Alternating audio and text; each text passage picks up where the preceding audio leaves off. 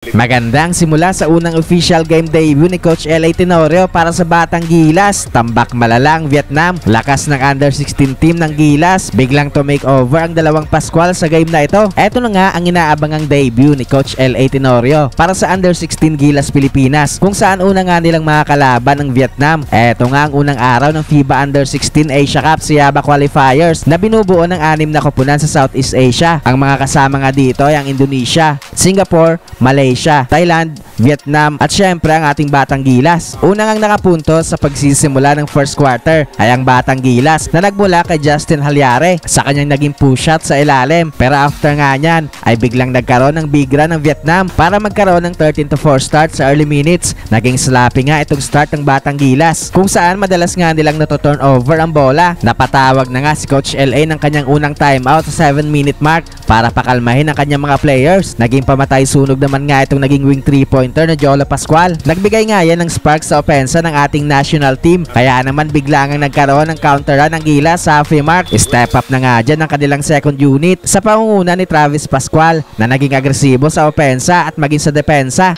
Travis, great moves inside and he scores. Down low to Ethan Tanchi, good fake, the one-hander, instant impact coming off his way through, could not complete the play, will score on the other spins. Tanchi on the move, great pass, perfectly timed to Pascual. Nakuha na nga ng Batang Gilas ang kalamangan sa late minutes. 22-4 run nga ang ginawa ng ating national team bago matapos ang quarter, kung saan naging in control na nga sila sa game na ito. At para magkaroon ng 9-point lead after ng first frame, 29-20. Second quarter ay patuloy nga ang hot offense ng Batang Gilas. Another 3-pointer para kay Jolo Pascual mula sa naging magandang assist ni Ethan Tanchi para sa unang field goal ng Gilas this quarter. Lumalaki na nga itong kalamangan ng ating national team sa early minutes, kung saan patuloy nga ang pag-take over sa game ni Travis Pascual. Grabe nga ang pinapakita ng dalawang Pascual sa game na ito para pangunahan ng Batang Gilas sa scoring so far. Umabot na nga sa mahigit 20 points ang kanilang lamang sa halfway mark. Lumamig na nga itong opensa ng Vietnam na maintain nga ng Gilas ang kanilang malaking kalamangan sa late minutes, kung saan makakapagpabaon pa nga sila ng 28-point lead after ng first half sa score na 61-33. Third quarter ay patuloy nga pag-control sa game ng Batang Gilas. A couple of threes here in the third quarter, but this is really Jolo Pascual leaves it for Halyare, easy two inside. Threat on the break, what a move from Ethan Tanchi.